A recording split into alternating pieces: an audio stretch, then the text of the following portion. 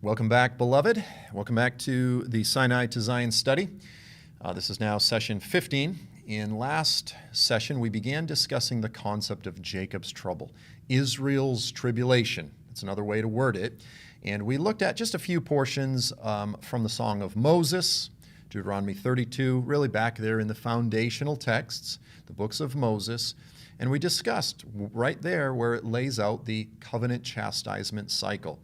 Okay, now we're going to turn to some particular passages in the prophets where the prophets, again, are expanding upon, they are reiterating, they're expounding upon the words of Moses. They're constantly looking back to the foundational words of Moses, expanding upon what he said, expounding upon what he said in order to understand the future. So we're going to begin with the prophet Jeremiah. Jeremiah chapter 30. Beginning in verse 4. These are the words which the Lord spoke to Israel and Judah, so all of Israel. This is what the Lord says. We have heard a cry of terror, of dread. There is no peace. That's harsh. There is no peace. Terror, dread. Ask and see whether a male can give birth. This is such a fantastic statement or question. It's rhetorical, and of course the answer is no. Men cannot give birth. But it's so funny because here we live in an age of absolute insanity. When people go, men can give birth, like the world has gone absolutely nuts. No, men cannot give birth. Men cannot give birth. Why then, if that's the case, the prophet goes on, he says, why then do I see every man with his hands on his stomach like a woman in labor? They're in agony. Strong men look like women in terror and agony. And he says, and every face has turned pale white. The blood has gone out of their skin. They are terrified. If that's the case, if men can't, why do I see a bunch of men that look like they're in labor, in agony? And then he says, how awful that day will be.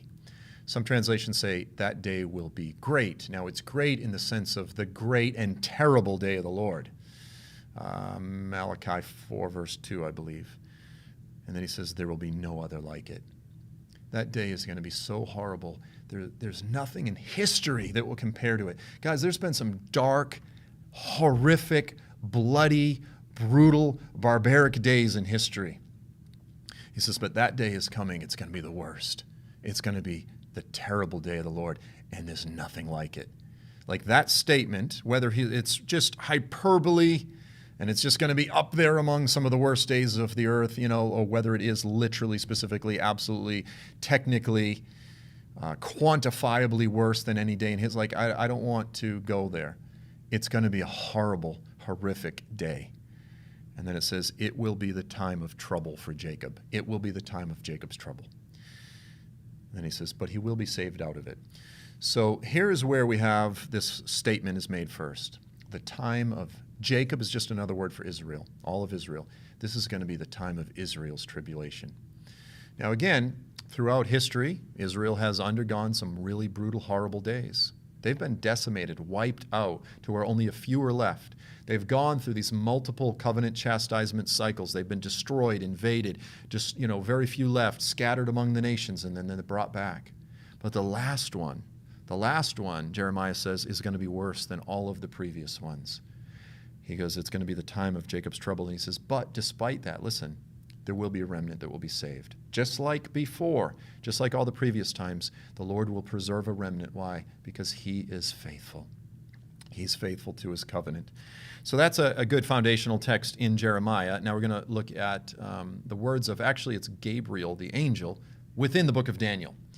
Okay, so Daniel chapter 12, verses 1 and 2, and we have to understand that the chapters, they were not in the original text. They were added much later. And really, chapter 10, 11, and 12 are one continuous prophecy, one contiguous prophecy. They really shouldn't be broken up. Sometimes the chapter breaks almost make it a little confusing. So in chapter 11, in the previous verses, it was just describing the Antichrist at the end of the age. It's describing the abomination of desolation. It's describing the Antichrist being given power over the saints and defeating them. It's a brutal time for Israel. It's a brutal time for Jerusalem. And then in verse 1 of chapter 12, it says this, "Now at that time, Michael, the great prince, who stands guard over the sons of your people," of course that's Israel, "he will arise. There's this great battle at the end of the age. Again, in the context of the Antichrist, the last 3.5 years just before the return of Jesus.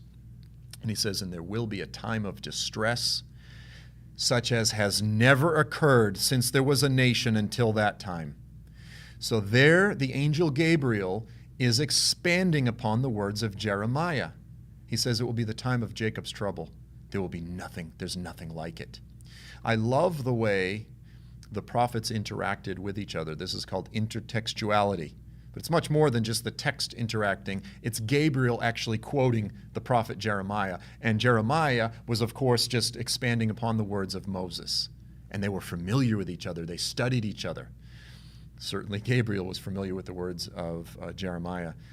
He says, it will be a time of tribulation, a time of trouble, a time of distress, such as has never occurred since there was a nation. Like, this is very strong language that we need to take very seriously.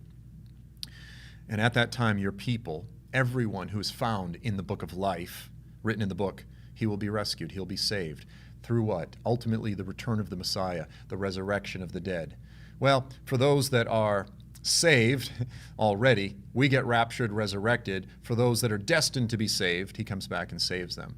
Because going into the millennium, there'll actually be some in their natural bodies, some in their resurrected bodies.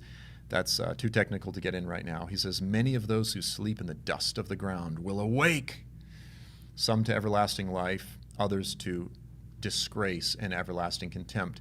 Now, ultimately, again, to be technically accurate, the resurrection of the wicked takes place much later. But this just kind of summarizes. Just at the end of this current wicked age comes the resurrection, both of the righteous and ultimately of the wicked as well.